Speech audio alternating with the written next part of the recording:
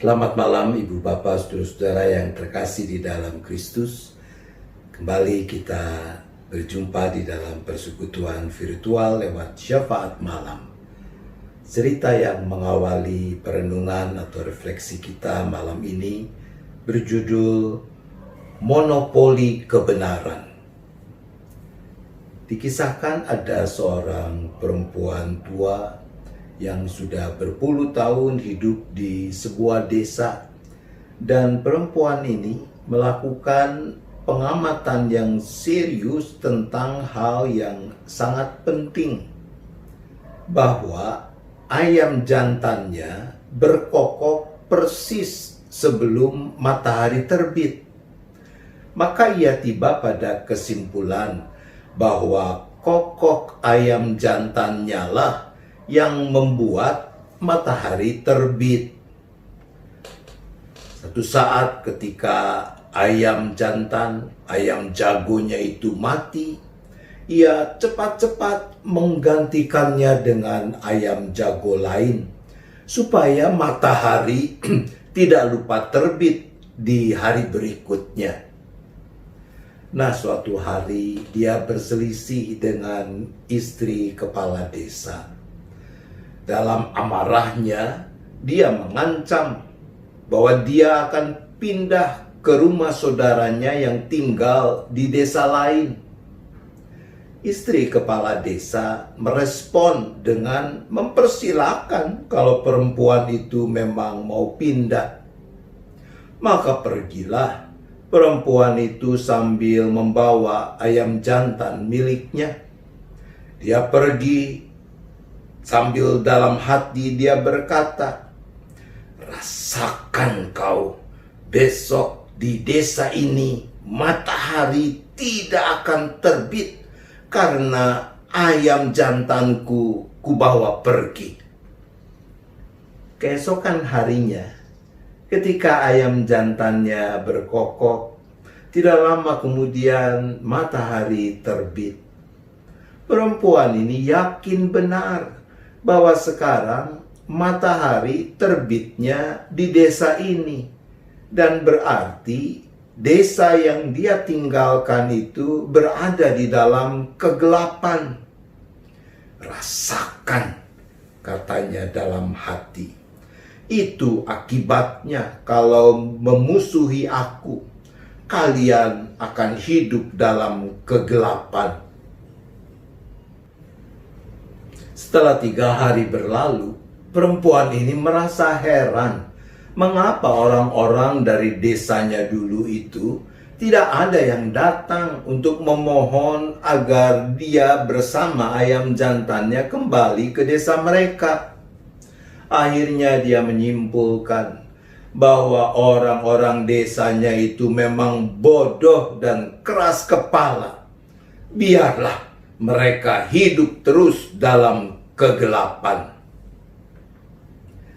Ibu bapak, saudara-saudaraku, sepanjang sejarah peradaban manusia, kita menemukan adanya aneka bentuk agama dan kepercayaan. Di satu sisi adalah hal yang wajar kalau pemeluk agama A meyakini bahwa apa yang diajarkan agamanya adalah kebenaran.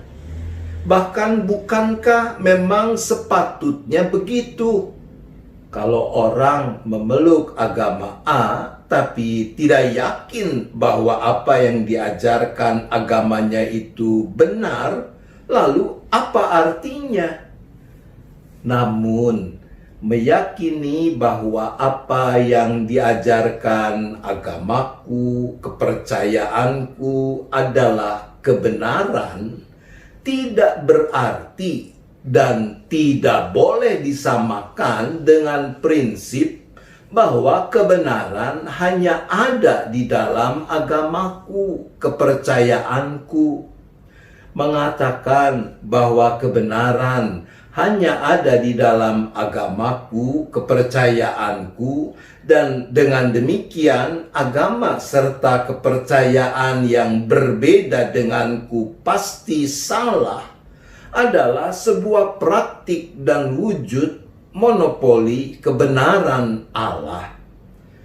Berlatar belakang perbedaan keyakinan orang Yahudi dan orang Samaria tentang ibadah yang benar, tempat ibadah yang benar, Yesus menegaskan seperti dicatat Injil Yohanes pasal 4 ayat 23 dan 24 demikian.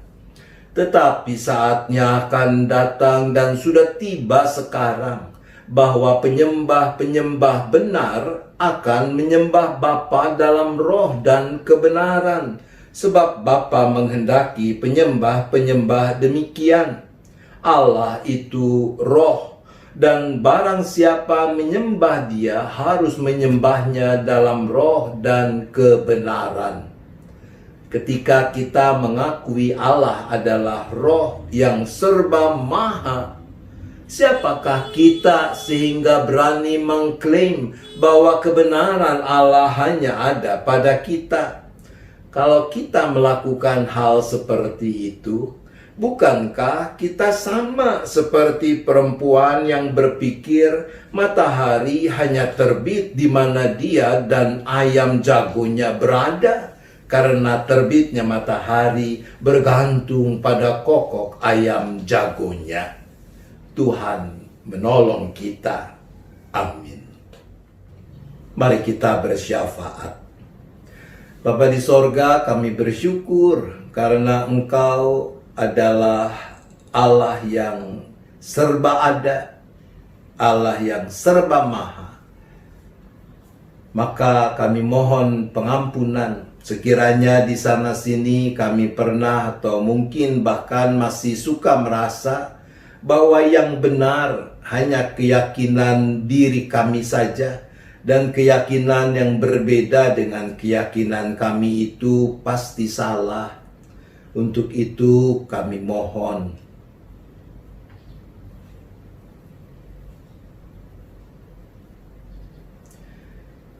maka kami juga mohon hikmat, kerendahan hati, kekuatan untuk merawat keyakinan bahwa bagi kami Yesuslah Tuhan dan Juru Selamat, tanpa dibarengi dengan arogansi untuk memandang keyakinan yang berbeda sebagai yang sesat. Untuk itu kami berdoa.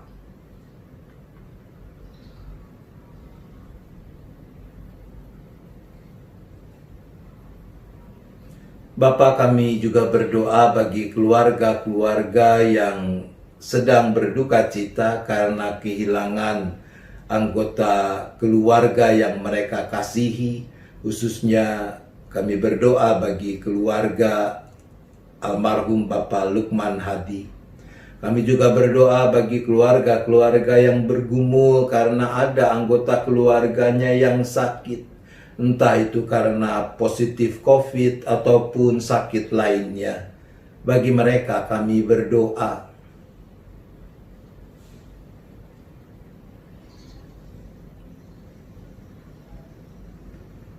Kami juga tetap berdoa bagi para petugas medis, para dokter, para perawat di klinik-klinik, rumah sakit, petugas-petugas di lapangan, para medis, sopir ambulans, petugas perawatan jenazah, penggali makam, petugas kubur untuk para korban COVID.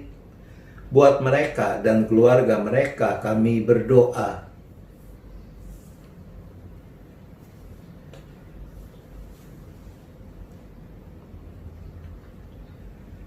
Bapa, kami juga berdoa bagi gereja-gereja termasuk GKI Gading Indah agar mampu secara kreatif dan benar dapat terus memenuhi tugas panggilan yang dipercayakan Tuhan di tengah kehidupan yang sedang mengalami perubahan besar ini.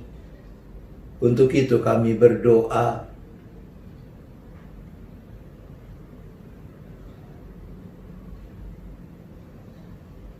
Sebentar kami akan beristirahat. Kami perlu istirahat yang cukup agar kekuatan tubuh kami dapat dipulihkan. Kiranya Tuhan, Engkau yang berkenan untuk peliharakan kami dalam istirahat sepanjang malam ini. kami, seisi keluarga kami masing-masing.